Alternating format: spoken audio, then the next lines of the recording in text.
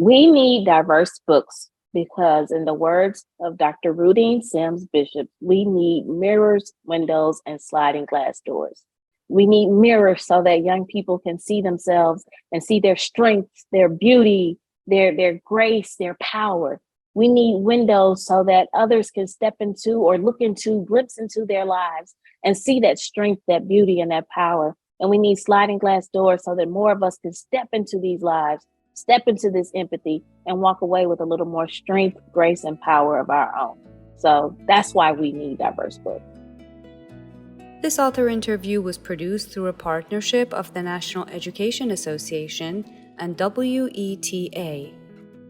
For more author interviews, please visit adlit.org